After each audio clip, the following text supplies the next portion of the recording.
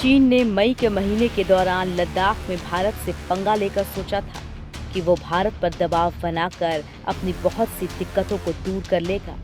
लेकिन शायद चीन को इतना यकीन नहीं था कि जिस भारत से वो उलझने जा रहा है वो दबना तो दूर, उसकी ही गर्दन भी दबोच सकता है। लद्दाख में तो चीन को तगड़ी लात पड़ी ही। भारत ने उसकी कंपनियों के बोरिया बिस्तर बांध दिए। अलीबाबा समेत कई कंपनियां बाहर धकेली जा चुकी हैं, तो कई और कंपनियों को बाहर करने की पूरी योजना है। इतना ही नहीं, इन कंपनियों को पूरी दुनिया से भी तगड़ा झटका लग रहा है। मोदी की प्लानिंग से पस्त होगा चीन। अब चीनियों को चित करने के लिए भारत सरकार एक और बड़ी प्लानिंग कर रही है।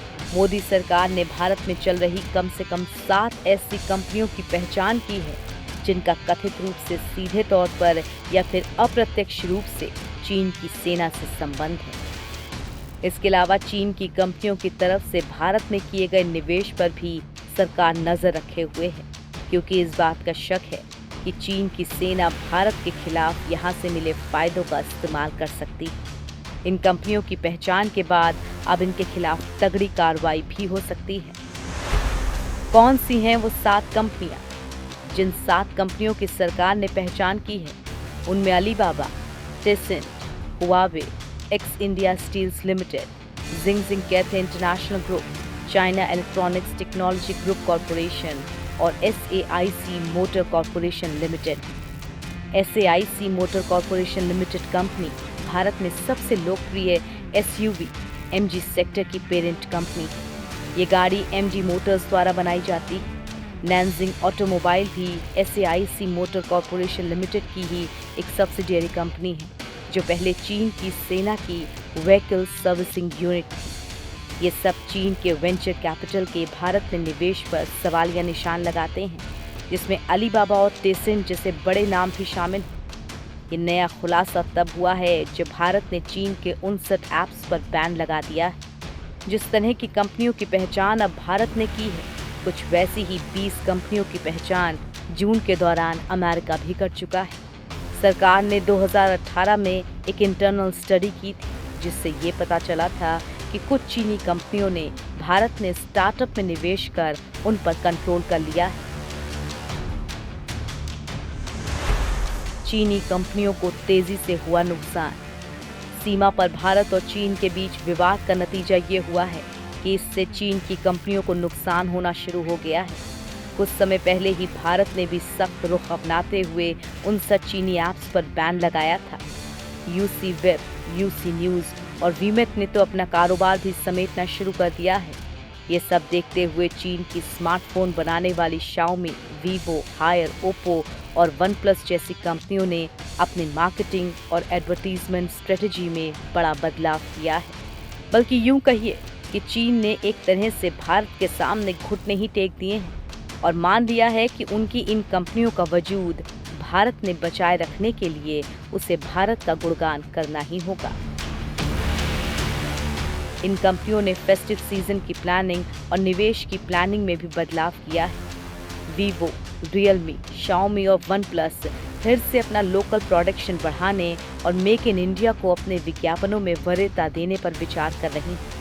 कंपनियां प्रोडक्ट की पैकेजिंग में भी मेक इन इंडिया लिखना चाह रही हैं।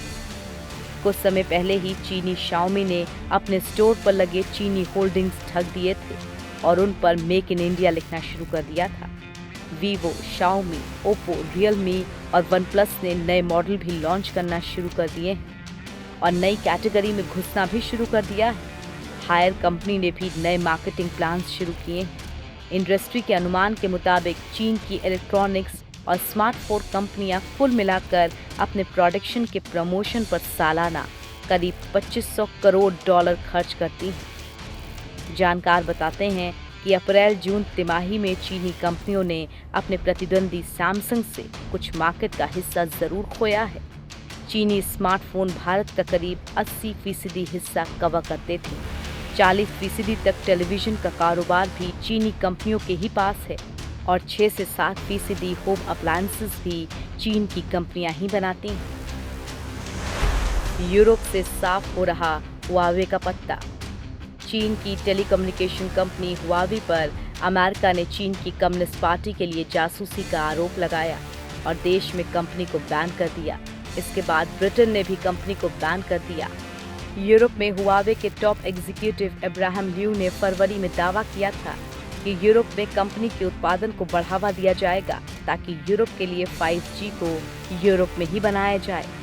हालांकि यूरोपियन सरकारें हुआवे के पब्लिक रिलेशन कैंपेन को ज़्यादा तवज्जो नहीं दे रही हैं। हाल ही में एक कर देश 5G नेटवर्क में उससे डील खत्म कर रहे हैं। हुआवे की कोशिश है कि सिक्योरिटी एक्सपर्ट्स की चिंताओं की वजह से उसकी इमेज में होने वाले नुकसान को कम किया जा सके। इसके लिए बड़े बड़े इश्तिहार दिए जा रहे हैं जिसमें दावा किया जा रहा है कि दरअसल वो मेड इन फ्रांस हैं। सिक्योरिटी एक्सपर्ट्स और अब नेता भी दावा कर रहे हैं कि कंपनी की 5G टेक्नोलॉजी और दूसरे उपकरणों की मदद से चीन फ्रांस के अंदर सर्विलांस और जासूसी कर रहा है। फ्रांस फिलहाल हुआवे को बैन करने के बारे में नहीं सोच रहा, लेकिन ऑपरेटर्स को उसका इस्तेमाल नहीं करने के लिए कहा जा रहा है। जो ऑपरेटर पहले से ही उसके साथ डील कर चुके हैं उन्हें 8 साल की इजाज़त दी गई है।